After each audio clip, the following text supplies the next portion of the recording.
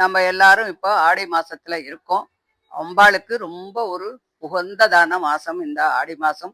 இந்த ஆடி மாசத்துல எல்லாரும் தேவி மகாத்மியம் எல்லாம் படிச்சுட்டு இருக்கா, படிக்க போறா. அப்படி எல்லாருக்கும் சௌரியமாக இருக்கக்கூடிய விதத்துல நான் தேவி மகாத்மியத்தை தமிழ்ல ஸ்லோகம் மட்டுமா எழுதியிருக்கேன். அமேசான்ல பப்ளிஷ் பண்ணியிருக்கேன்.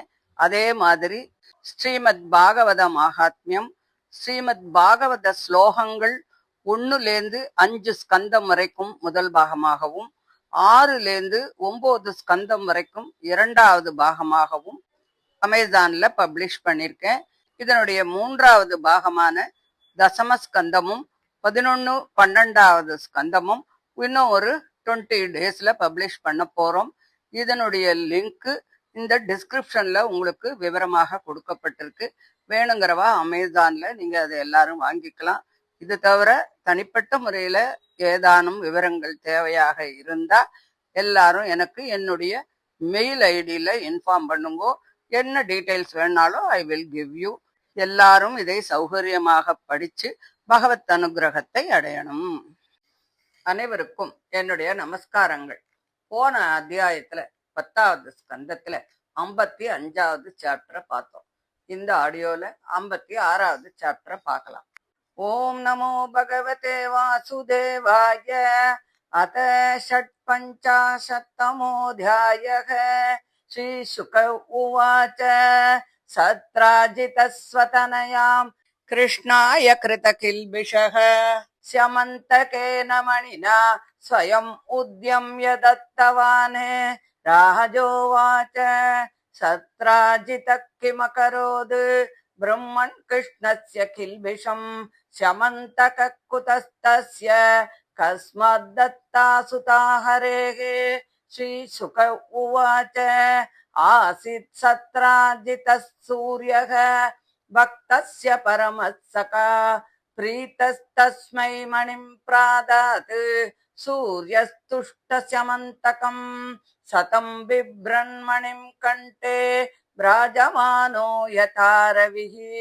प्रविष्टो द्वारकां राजन् तेजसा नोपलक्षितः. तं विलोक्य जनाधूरात् तेजसा मुष्टदृष्टयः. दीव्यते क्षैर्भगवते सशंसुः सूर्यसङ्किताः. नारायण नमस्तेस्तु शङ्खचक्रगदाधर दामोदरारविन्दाक्ष गोविन्द यदुनन्दन. केश आयाति सविता त्वां दिदृक्षुर्जगत्पते मुष्णन् गभस्ति चक्रेण नृणां सक्षूंषि दिग्मगुः. नन्वन् विच्छन्ति ते मार्गं त्रिलोक्यां विबुधर्षभाः. ज्ञात्वाद्यगूढं यदुषु द्रष्टुं त्वां यात्यज प्रभो.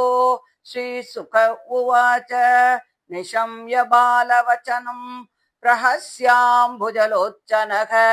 प्राहनासौ रविर्देवः सत्राजिन्मणिना ज्वलन्. सत्राजित् स्वगृहं सीमत् कृतकौतुकमङ्गलं प्रविश्य देवसदने मणिं विप्रैर्न्यवेशयत्. दिने दिने स्वर्णभारान् अष्टौ ससृजति प्रभो. दुर्भिक्षमार्यरिष्टानि सर्पादिव्यादयो सुबाः. न सन्ति मायिनस्तत्र यत्रास्तेऽभ्यर्चितो मणिः. स याचितो मणिं क्वापि यदुराजाय शौरिणा. नैवार्तकामुकप्रादाद् याज्ञाभङ्गम् अतर्कयन्.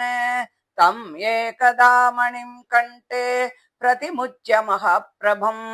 प्रसेनो हयमारुह्य मृगयां व्यचरध्वने. प्रसेनं सहयं हत्वा मणिं आच्छिद्य केसरी. गिरिं विशञ्जाम्बवता निहतो मणिमिच्छता. सोऽपि चक्रे कुमारस्य मणिं क्रीडनकम्भिले. अपश्यन् भ्रातरं भ्राता सत्राजित् पर्यतप्यत.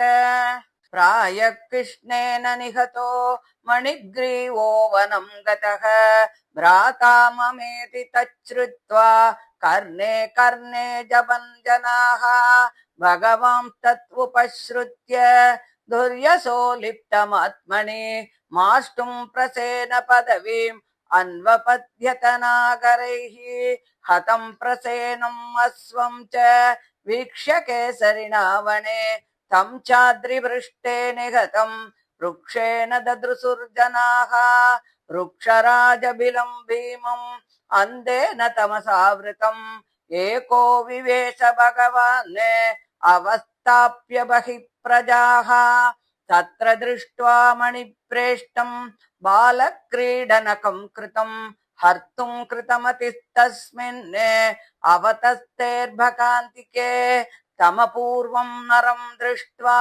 धात्री सुक्रोशभीतवत् तच्छ्रुत्वाप्यद्रवत्क्रुद्धः जाम्बवान् बलिनां वरः स वै भगवता तेन युयुधे स्वामिनात्मनः पुरुषं प्राकृतं मत्वा कुपितो नानुभाववित् द्वन्द्वयुद्धं सुतुमुलम् उभयोर्विजिगीषतोः आयुधास्मद्रिमैर्दोर्भिः क्रव्यार्ते स्नेनयोरिव आसीत् तदष्टाविंशाहम् इतरेतरमुष्टिभिः वज्रनिष्पेषपरुषैः अविश्रमम् अहर्निशम् कृष्णमुष्टिविनिष्पात निष्पिष्टाङ्गोरुबन्धनः क्षीणसत्त्वस्विन्नगात्रः तमाहातीव विस्मितः जाने त्वां सर्वभूतानां प्राणवोजस्सहो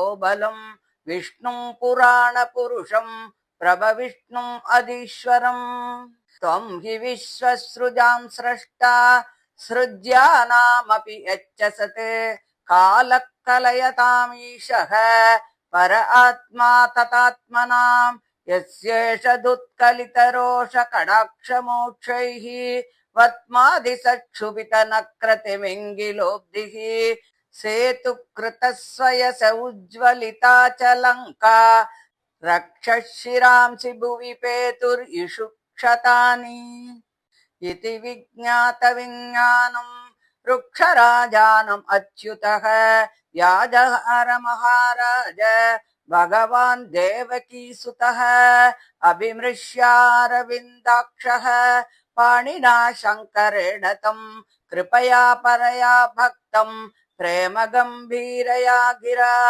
मणिहेतोरिह प्राप्ता वयं वृक्षपते बिलम् मिथ्याभिशापम् ब्रमृजन् आत्मनो मणिनामुना इत्युक्तः स्वां दुहितरम् कन्यां जाम्बवतीं मुदा अर्हणार्थं स मणिना कृष्णायोपजहारः अदृष्ट्वा निर्गमं शौरेः प्रविष्टस्य बिलं जनाः प्रतीक्ष्य द्वादशाहानि दुःखिताः स्वपुरं ययुः निशम्य देवकी देवी रुक्मिण्यानगदुन्दुभिः सुहृदो ज्ञातयो शोचन् बिलात् कृष्णम् अनिर्गतम् सत्राजितं शपन्तस्ते दुःखिता द्वारकौकसः उपतस्तुर्महामायाम् दुर्गां कृष्णोपलब्धये तेषां तु देव्युपस्थानात् प्रत्यादिष्टाशिषास च प्रादुर्बभूव सिद्धार्थः सदारो हर्षयन् हरिः उपलभ्य हृषीकेशं मृतं पुनरिवागतं सह पत्न्या मणिग्रीवं सर्वे जातमहोत्सवाः सत्राजितं समाहूय सभायां राजसन्निधौ प्राप्तिं चाख्याय भगवान् मणिं तस्मै न्यवेदयते स चादिव्रीडितो रत्नं गृहीत्वा अवाङ्मुखस्ततः अनुतप्यमानो भवनम् अगमत् स्वेन पाप्मना सोऽनुद्यायंस्तदेवागम् बलवद्विग्रहाकुलः कथं मृजामि आत्मरजः प्रसीदेत्वाच्युतः कथम् किं कृत्वा साधु मह्यं स्यात्